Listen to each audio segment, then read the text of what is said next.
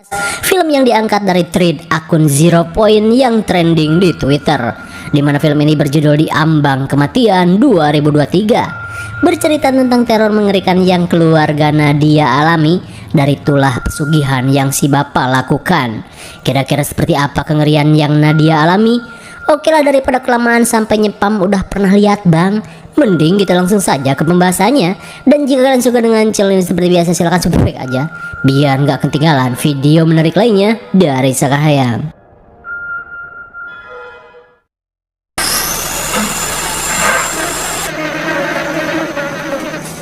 Film ini diawali dengan diperlihatkannya kondisi keluarga rumah Suyatmo yang selalu berantakan di penghujung tahun 2001. Di tengah bau busuk yang menyeruak, gadis cantik bernama Nadia terlihat membawakan semangkuk bubur untuk ibunya yang menderita penyakit aneh. Dengan mata yang berkaca-kaca, si ibu yang merasakan hidupnya sudah tak lama lagi memberi wejangan pada Nadia agar ia dan kakaknya selalu menurut pada si bapak jika ingin selamat. Lalu tiba-tiba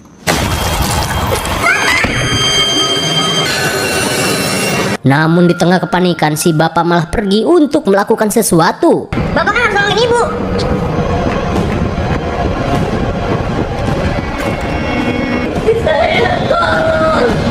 Dari dalam kamar ritual, Suyatmo yang ternyata melakukan pesugihan terdengar memohon pada si iblis untuk tidak mengambil istrinya. Di malam harinya, saat anak-anak seumurannya menikmati meriahnya malam tahun baru, Yoga dan Nadia hanya bisa mengintip dari dalam kamar. Namun di tengah kesedihan, mereka langsung semeringah saat mendengar suara si ibu. Ibu! Di saat itu pula si bapak terlihat senang saat keinginannya dikabulkan oleh si iblis junjungannya.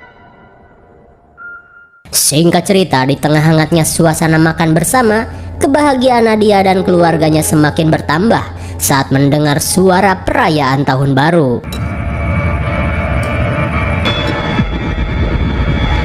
Namun di tengah kebahagiaan, tanpa mereka sadari, sosok iblis masih mengincar si ibu dan mengendalikan tubuhnya.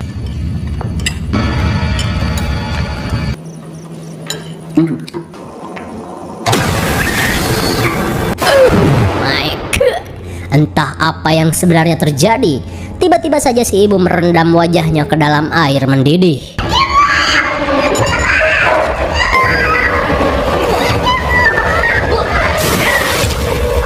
Melihat wajah Mirna yang semerawut, Suyatmo yang panik langsung mengajak kedua anaknya ke rumah sakit.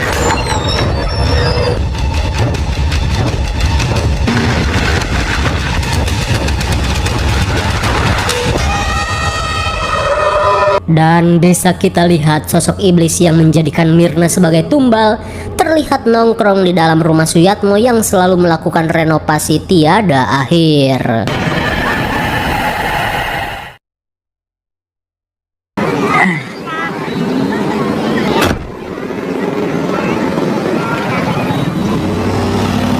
Singkat cerita, 3 bulan setelah kematian Mirna, Suyatmo terlihat senang saat melihat antrian pembeli di toko sembakonya yang tiba-tiba laku keras. Dan saat karyawannya yang bernama Jono datang, ia pun memberitahu jika toko ini secara ajaib menarik pelanggan toko lain untuk berbelanja di sini. Di dalam toko, bos Suyatmo yang menyadari hari ini bertepatan dengan malam Selasa Kliwon langsung memanggil Jono untuk membeli kambing hitam. Sementara itu, saat para pekerja sibuk merenovasi rumah, Nadia yang masuk ke kamar si ibu pun heran saat melihat si kakak melongo sambil memperhatikan keramik yang baru si ayah ganti. Yoga pun mempertanyakan aturan-aturan aneh si bapak yang melarang mereka bersih-bersih dan memilih untuk mengganti keramik bekas darah si ibu. Lalu tiba-tiba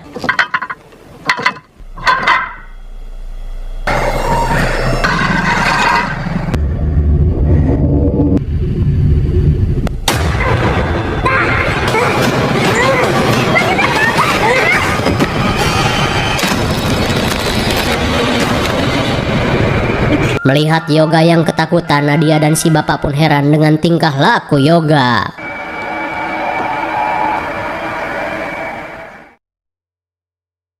Singkat cerita, saat makan malam, Yoga yang selalu mengalami teror aneh memberanikan diri untuk mengungkapkan unek-uneknya pada si bapak. di mana Yoga mengira penyakit yang si ibu alami berasal dari rumah yang selalu kotor akibat si bapak yang melarang mereka bersih-bersih. Hingga si ibu mengalami depresi dan memutuskan untuk mendiskon umur.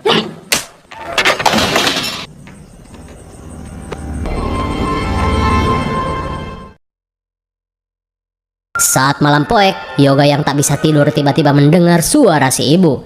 Meskipun aneh, tapi seperti biasa nggak kepo, nggak horor.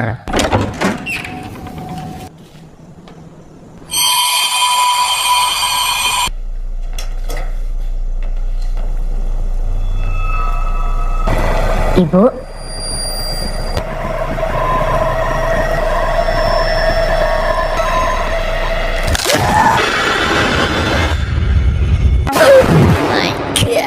Rupanya si ibu yang sengklek hanyalah halu. Di tengah kepanikan, Yoga yang menyadari si bapak terbangun, bergegas kembali ke kamar. Hingga saat kemudian sambil membawa golok, si bapak yang akan melakukan ritual terlihat mengecek anak-anaknya terlebih dahulu.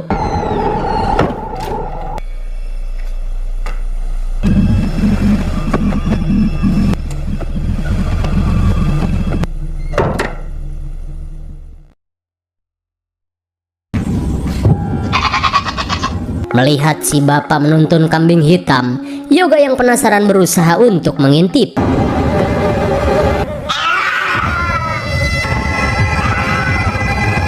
Sontak Yoga pun syok parah saat melihat ritual sesat yang bapaknya lakukan.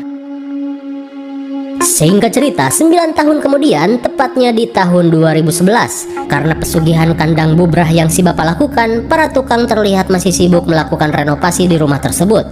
Sementara di kamar, Nadia terlihat mengobati luka aneh di tangan kakaknya, di mana luka itu serupa dengan luka yang dialami mendiang ibu mereka. Dan sejak kematian si ibu, Yoga selalu mendapat teror astral dari sosok-sosok yang mengerikan. Hingga Nadia berkata jika tak lama lagi Mas Yoga akan dibawa si bapak ke psikiater.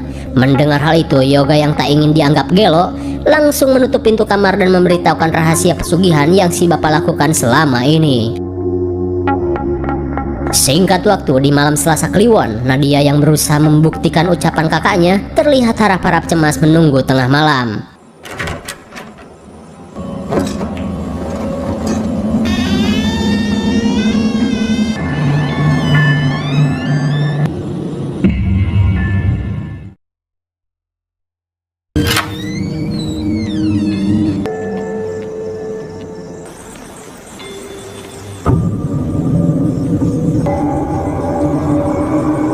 Melihat si bapak akan memulai ritual, Yoga langsung meminta Nadia untuk mengintip.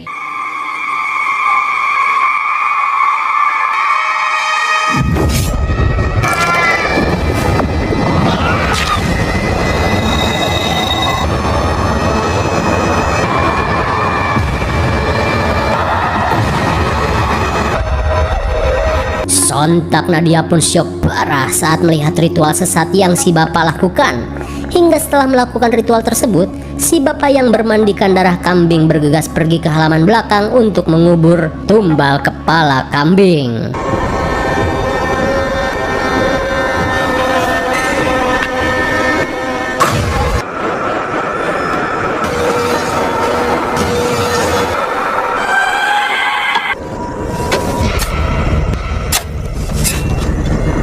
Melihat ritual tersebut, Nadia yang tak ingin bapaknya larut dalam kesesatan langsung melabrak si bapak untuk menghentikan semua ini. Di saat itu pula, Yoga yang muak langsung pergi ke kamar pesugihan.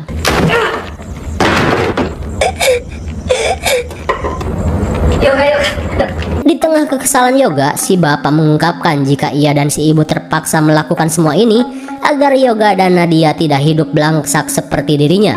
Di mana awalnya si iblis hanya meminta kepala kambing hitam sebagai tumbal pesugihannya. Hingga di suatu malam, si iblis tiba-tiba datang ke dalam mimpi dan meminta agar Yoga dijadikan sebagai tumbal. Tak ingin hal itu terjadi, si ibu membuat kesepakatan dengan telah menggantikan Yoga pada si iblis.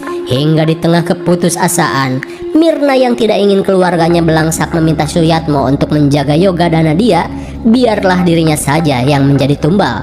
Dan kini, si bapak pun mengungkapkan jika sakit aneh yang si ibu alami merupakan tulah dari perjanjiannya dengan si iblis. Mendengar hal itu, Yoga pun langsung murka.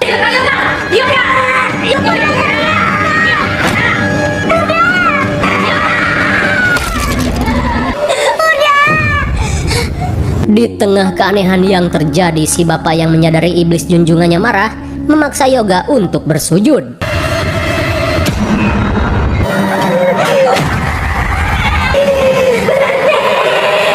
Sontak Yoga pun kena mental saat lagi-lagi melihat sosok yang mengerikan. Di keesokan harinya, Nadia yang baru pulang sekolah pun heran saat mandor dan PLN kesulitan mengatasi gangguan listrik di rumahnya, dan hal ini sangat di luar Nurul. Singkat waktu, malam pun poek. Di tengah suasana rumah yang poek mongklek, Nadia yang ketakutan langsung menghubungi kakaknya untuk segera pulang. Hingga saat HP-nya lobet, Nadia langsung pergi ke rumah tetangganya untuk nebeng ngecas. Nadia, misi Bu. Melihat Nadia yang datang, dengan ramah Bu Lastri mempersilahkan Nadia masuk. Kemudian sambil mengecas HP, Bu Lastri yang sering mendapat jatah daging kambing dari Pak Suyatmo berterima kasih pada kebaikan keluarga Nadia yang sangat dermawan. Hingga sampai anaknya tumbuh besar, ia tidak pernah membeli daging ke pasar.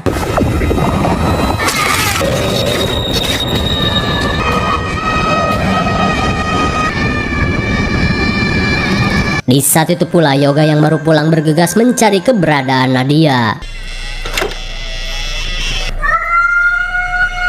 Nadia? Nadia?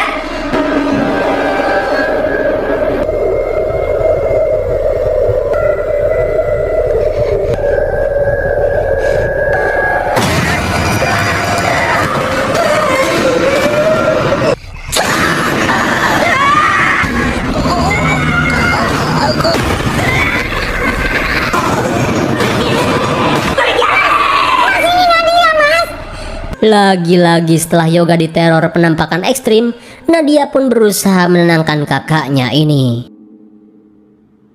Singkat cerita, saat si bapak pulang membawa kambing, Nadia langsung menceritakan teror mengerikan yang Yoga alami. Lantas setelah si bapak memasukkan kambing hitam ke tempat ritual, ia pun mengungkapkan jika ritual yang ia lakukan merupakan sebuah cara agar keluarga ini bisa selamat. Teringat dengan pepatah si ibu sebelum meninggoy, Nadia pun meyakinkan Yoga untuk bekerja sama dan menerima kenyataan. Terlebih mereka harus menurut pada si bapak.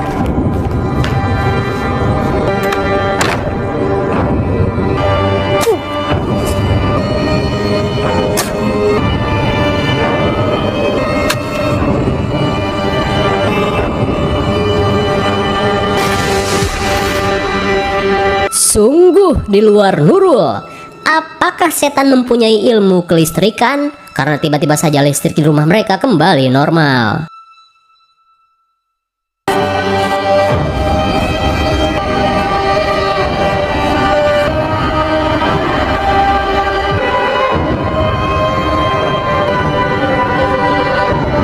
Rupanya untuk menutupi kecurigaan para warga, selama ini Suyatmo rutin membagikan daging kambing hasil ritual pada para warga, di mana hal itu membuat para warga menganggap keluarganya sebagai keluarga yang dermawan.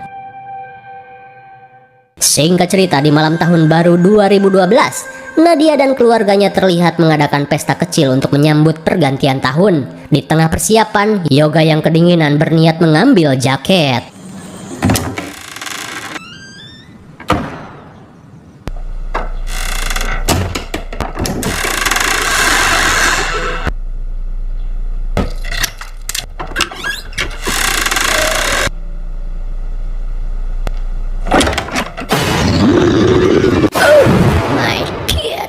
Sontak Yoga pun syok parah saat melihat sosok iblis domba badot ngejogrok di hadapannya. Sementara itu, di tengah meriahnya tahun baru, Nadia pun segera menyusul Yoga. Mas?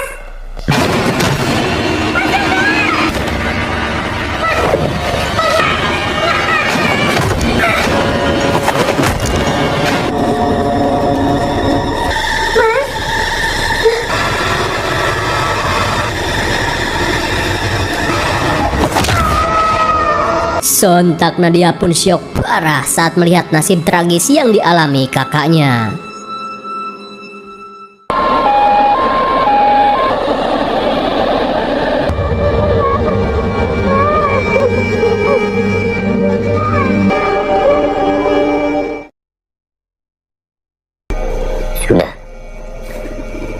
urus sendiri, Pak. Di keesokan harinya, Pak Suyatmo yang akan memakamkan Yoga langsung meminta para pelayat yang datang untuk pulang saja dan membiarkan pengurusan jenazah ditangani keluarganya saja. Hingga sesaat sebelum pergi, si bapak meminta Nadia untuk menutup pintu.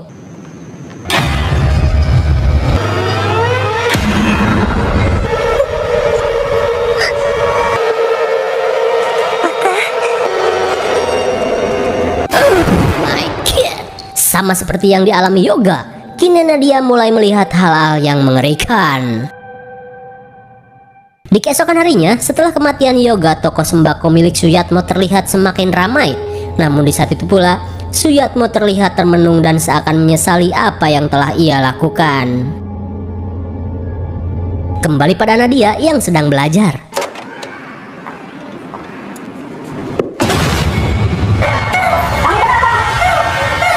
Saat hal aneh semakin ekstrim terjadi, Nadia yang ketakutan langsung meninggalkan kelas. Di malam harinya, Nadia yang sedang belajar langsung beranjak saat mendengar suara aneh dari tempat ritual.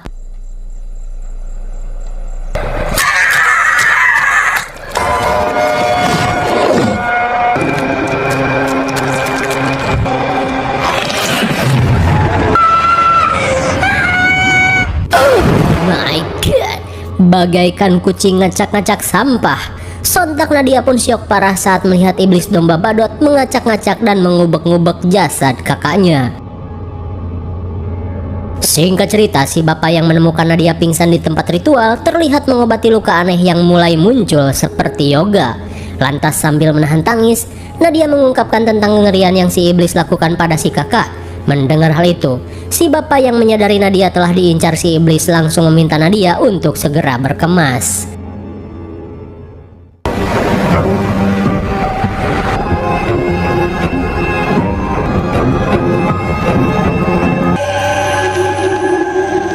Di tengah perjalanan, Nadia yang diajak si bapak menemui dukun pesugihan pun heran saat melihat sosok emak-emak yang ngajentul. Itu nenek yang tadi, Pak.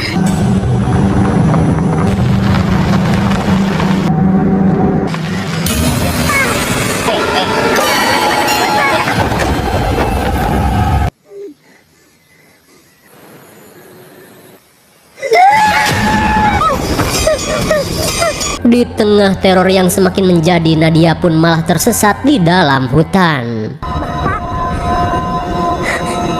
Bapak. Pak.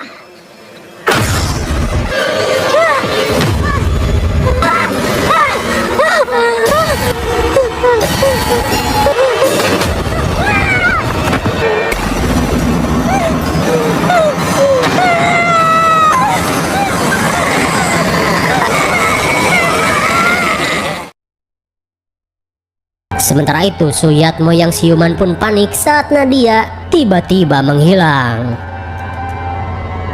Selang beberapa saat, Nadia yang siuman langsung beranjak saat mendengar obrolan si bapak yang meminta Mbah Selamat memutus perjanjiannya dengan si iblis. Mendengar hal itu, Mbah Selamat pun mengungkapkan jika dirinya tidak bisa membantu. Terlebih Suyatmo telah melampaui batas perjanjian. Di saat itu pula, Nadia yang memasuki tempat ritual Mbah Selamat pun heran saat melihat foto keluarganya dan juga beberapa foto keluarga lain terdapat bercak hitam. Dirasa Nadia tidak tahu apa-apa, Mbah Selamat menjelaskan jika bercak di foto itu merupakan tanda di mana si bapak telah melakukan perjanjian lain tanpa sepengetahuannya hingga membuatnya harus menumbalkan nyawa keluarganya, atau istilahnya si bapak telah melakukan perjanjian secara langsung kepada si iblis tanpa perantaranya. Mendengar hal itu, Nadia langsung membacoti si bapak dan meluapkan kekecewaannya. Terlebih ia merasa menyesal telah mempercayai ucapan si bapak. Lantas si bapak yang telah terjerumus dalam tipuan iblis berjanji jika ia akan berusaha mencari cara untuk mengakhiri perjanjiannya. Terlebih si bapak tidak ingin kehilangan Nadia, satu-satunya keluarganya yang tersisa. Sepulangnya ke rumah, si bapak yang tak ingin Nadia menjadi tumbal langsung menghancurkan altar pemujaan. Hingga beberapa hari kemudian, si bapak mulai menjual semua aset yang ia dapat dari pesugihannya. Di tengah upayanya tersebut, Nadia mengungkapkan penyesalannya jika keinginan orang tuanya untuk hidup bahagia malah membuat keluarganya terseret dalam kehidupan yang lebih mengerikan. Di tengah waktu yang semakin mepet, Suyatmo pun berkeliling menyedekahkan sebagian hartanya ke berbagai yayasan dan juga masjid-masjid. Di keesokan harinya, sebelum memulai perjalanan panjang, Nadia dan si bapak terlihat tak bisa menahan tangis saat berziarah ke makam si ibu dan juga Mas Yoga. Hingga saat perjalanan dimulai, Nadia mulai menuliskan cerita kelam keluarganya dalam sebuah buku harian, di mana dalam pencariannya, setiap orang pintar yang mereka temui menyatakan tidak sanggup mengatasi apa yang Nadia dan si bapak hadapi. Kota demi kota, pelosok demi pelosok mereka tempuh menyusuri tanah Jawa. Hingga setelah beberapa tahun berlalu, Nadia yang menemani si bapak berpetualang mencari bantuan mulai merasakan penyesalan yang si bapak rasakan, di mana hal itu tak jarang membuat si bapak mengigau sambil meminta maaf pada si ibu, Mas Yoga dan juga pada dirinya. Namun meski harapan semakin memudar, si bapak selalu berusaha tegar dan meyakinkan Nadia jika mereka akan menemukan jalan keluar dari semua ini. Singkat cerita, 9 tahun lebih mereka habiskan untuk mencari bantuan berkelana melintasi tanah Jawa. Si bapak dan Nadia pun sampai di sebuah perkampungan terpencil, harapan terakhir tempat dukun sakti bernama Mbah Unjuk tinggal. Hingga saat kemudian, sambil memperkenalkan diri, si bapak langsung menghampiri Mbah Unjuk juga. Namun belum sempat si bapak mengungkapkan maksud kedatangannya, Mbah Unjuk yang merasakan aura aneh langsung menghampiri Nadia. Di tengah keputusasaan, Suyatmo meminta bantuan Mbah Unjuk untuk mengakhiri perjanjiannya dengan si iblis. Terlebih dalam upayanya tersebut, ia telah menjual dan menyumbangkan semua hasil pesugihannya.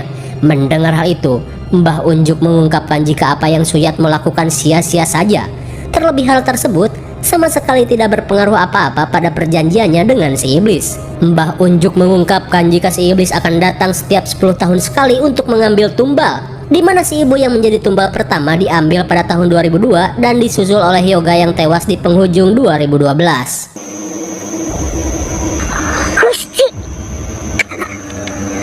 Dan kini menjelang 10 tahun kematian Yoga, Mbah Unjuk berkata jika si iblis akan mengambil Nadia sebagai tumbal berikutnya.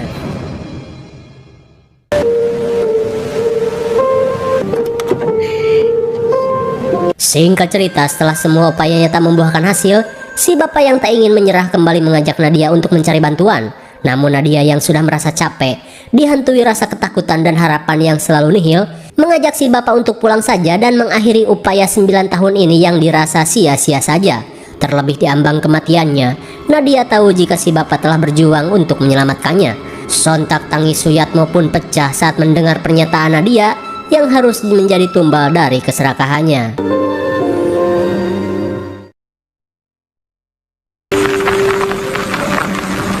Singkat cerita, sekembalinya ke rumah, Nadia terlihat mengirimkan pesan pada teman dekatnya yang bernama Bastala. Hingga di keesokan harinya, Nadia yang mengajak Bastala si Galing Dangdut bertemu, langsung memberikan buku hariannya. Ia pun berkata untuk menjadikan pengalamannya ini sebagai pelajaran dan contoh bagi orang-orang yang ingin menyekutukan Tuhan. Singkat cerita, menjelang malam tahun baru 2022, Nadia yang menyadari ajalnya semakin dekat meminta si bapak untuk pergi. Terlebih ia tidak ingin si bapak melihat kengerian yang terjadi saat si iblis domba badut menjemputnya.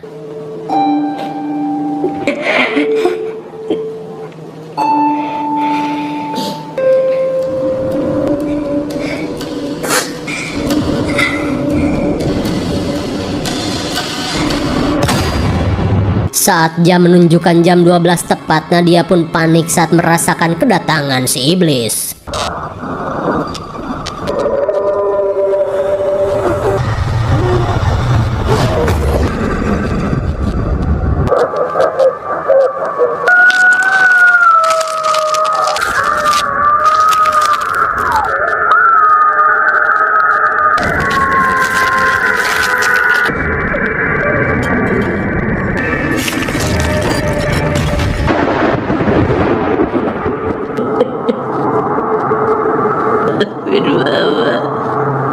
Mengerikan sekali.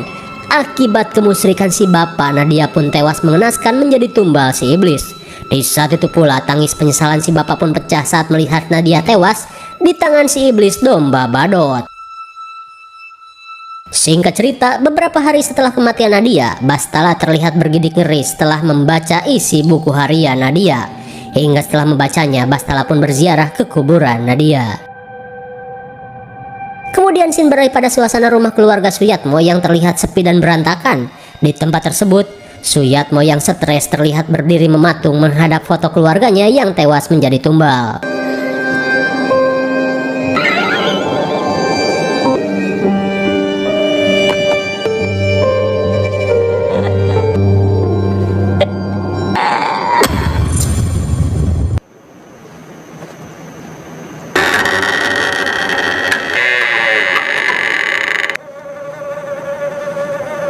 Suyatmo yang melihat keberadaan keluarganya pun semeringah dan bergegas masuk ke kamar ritual.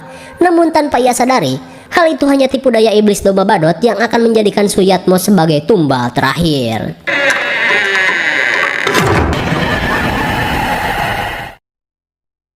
Bagaimana, mengerikan sekali bukan? Pesugihan Suyatmo dengan iblis domba badut harus berujung petaka, di mana setiap 10 tahun sekali, satu persatu keluarganya harus menjadi tumbal. Hingga setelah kematian Yoga, si bapak melakukan perjalanan panjang melintasi tanah Jawa guna mencari cara untuk memutus perjanjiannya dengan si iblis.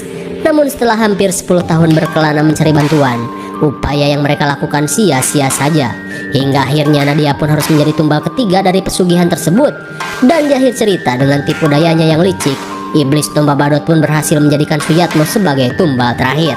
Dan setidaknya film ini cukup memberikan jawaban akhir kisah Nadia yang viral di Twitter. IMDb untuk film ini adalah 6,1 dan menurut saya yang cocoklah diberi nilai 7,5. Mungkin segini saja review dan pembahasan film di Ambang Kematian 2023. Jangan lupa like, share, dan subscribe supaya kalian tidak ketinggalan jika ada video menarik lainnya dari saya. Thanks for watching and see you on next video. Bye bye.